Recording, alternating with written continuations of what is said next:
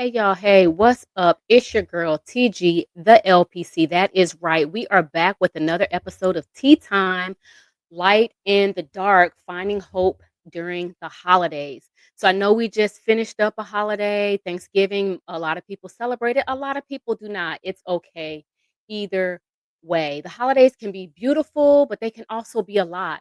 Between family, expectations, social events, and financial stress, this season can pull on every piece of your emotional energy. So, today, let's talk about what it means to truly protect your peace and why that's one of the most loving things you can do for yourself. So, our topic is none other than protecting your peace. Okay. So, you don't have to say yes to everything and everyone to prove your love or your loyalty. Sometimes peace means saying no. Say it with me. No, right? Sometimes peace means stepping away from the noise, from the chaos, or even from the traditions that no longer serve you. Sometimes we did things when we were younger or when we were in a different space and they just no longer serve us today.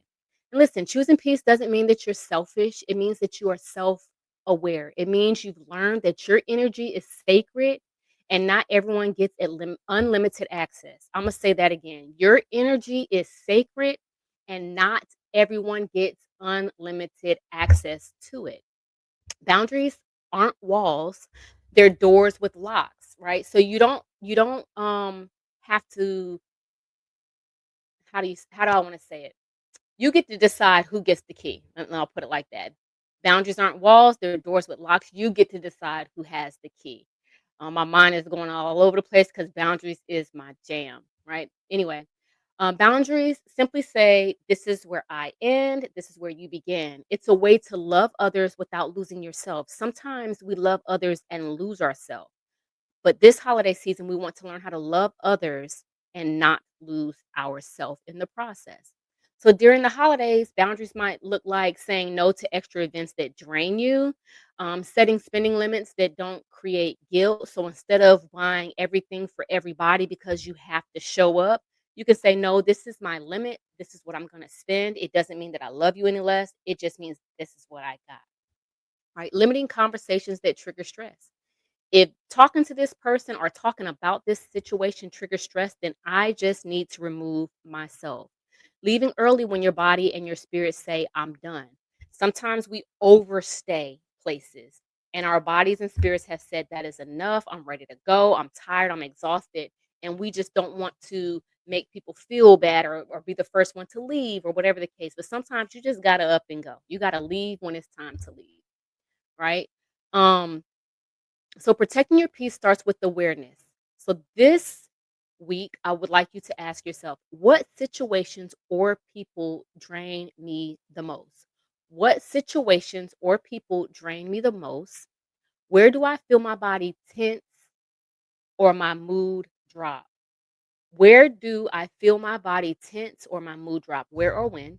And what would peace actually look like for me this season? What would peace actually look like for me this season? Your answer to those questions will show you where your boundaries need to be. If we can answer those questions in their entirety, we will see, this is where I need to set a boundary. This is what this boundary looks like. And this is how I'm going to keep and maintain the boundary. Here's something powerful to remember. Every time you say no to what doesn't serve you, you're saying yes to your healing. Every time you protect your peace, you remind yourself that your well being matters. You don't owe anybody an explanation for taking care of your mental and emotional health. Protecting your peace is not avoidance, it is alignment.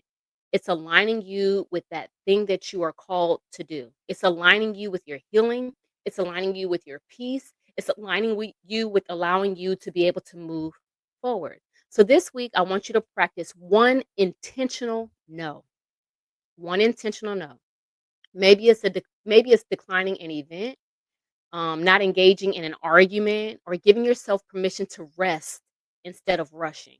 One simple act of peace protection can shift your entire emotional rhythm. When I practice peace intentionally, right, my entire rhythm shifts, my entire emotional state shifts. So I want you to figure out this week how to protect your peace, how to say no with intention. We're not saying no to be mean. We're saying no to protect our peace and to create healing.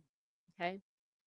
You don't have to attend every battle you're invited to, every event you're invited to, every argument, every spat. You don't have to engage in all of that. You don't have to carry the weight of everyone else's expectations. Their expectations are their expectations.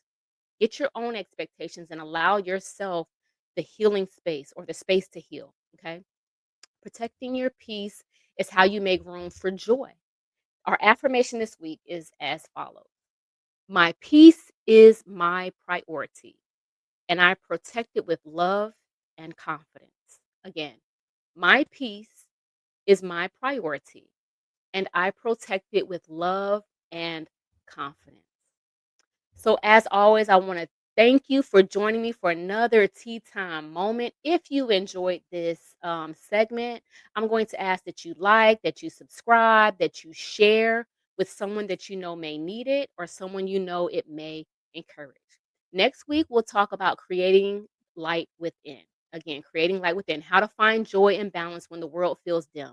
Until then, breathe deep, choose peace, and keep shining from within. I hope you all have an amazingly blessed day. TG out.